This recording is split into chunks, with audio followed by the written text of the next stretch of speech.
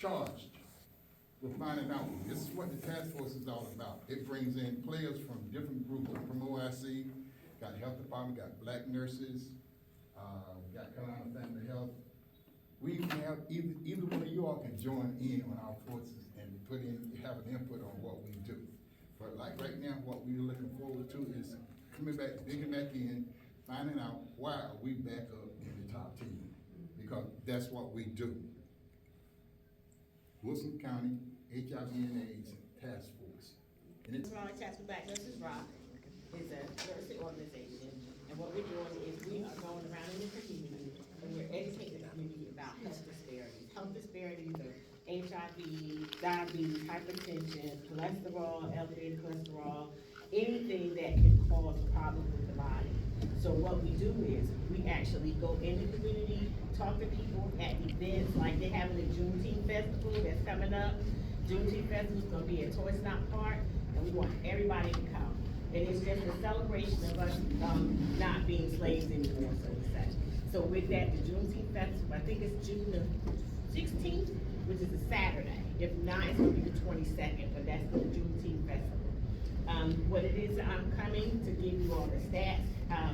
First of all, a few weeks when you're in stage 1, it's like stage 1, stage 2, stage 3 of AIDS and HIV. So stage 1, a few weeks after infection with HIV, people can experience flu-like symptoms, and it lasts a few weeks.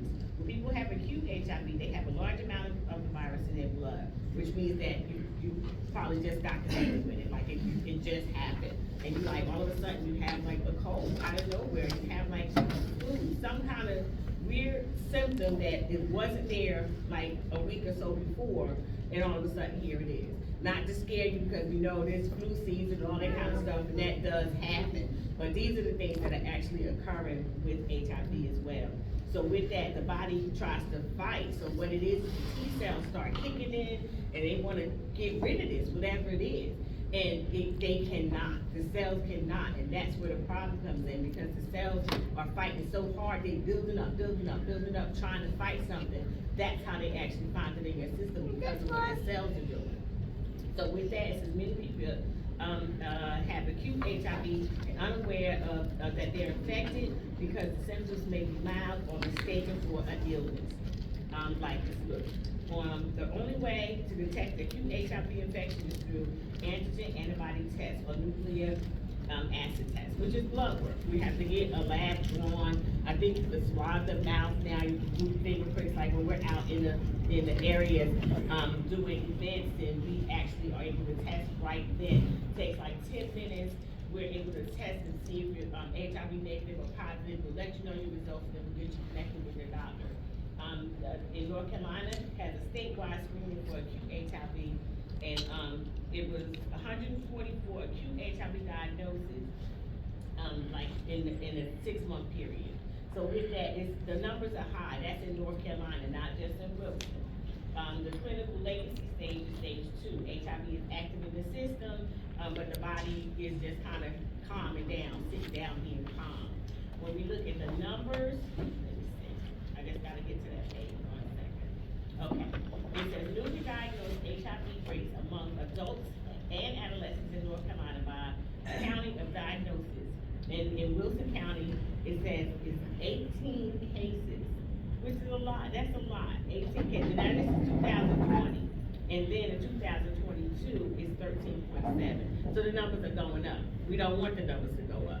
And so with that, we have to try to make sure that we're aware of our status and see what we are. Even if we've never been tested before ever, it's still good to know what the level is, or what's going on with our system. Just like we check anything else, we check to see if we got anemia, we check to see, if our blood pressure's up, we check all those things. So this is just one more thing that we just add to, just to make sure that we're safe, because people can live with HIV.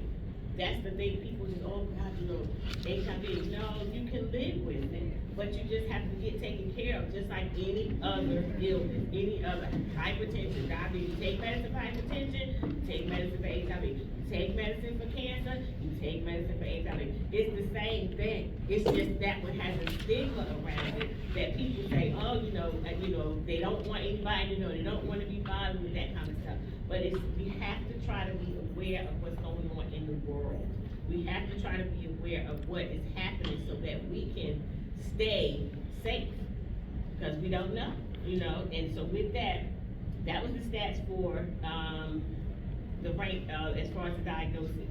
Then it says, number of people diagnosed with stage 3, this is 2022, that were known in North Carolina, the whole state, it was 209. 209 stage 3, that means they're like really sick and they really need to get their medicines and all those kind of things. So with that, it's just to make sure that everybody is aware of what the numbers are, so that they can say, let me test. You might know somebody that has HIV. That, don't push them away. Try to, encourage them to see their doctor, take their medicine, and take care of themselves. Eat right, eat healthy, change the lifestyle. All those kind of things. Wear condoms. Women and men can wear condoms these days. So all those things are important too. So, we have to look at the whole picture and try to fix what we can fix for ourselves, and then go from there. But I'm done. Okay. Once we found out about the prevention part of it, we got into the prevention, and then that's when the numbers start going down. When we educate the people about what they had, when we found out what is going on with this.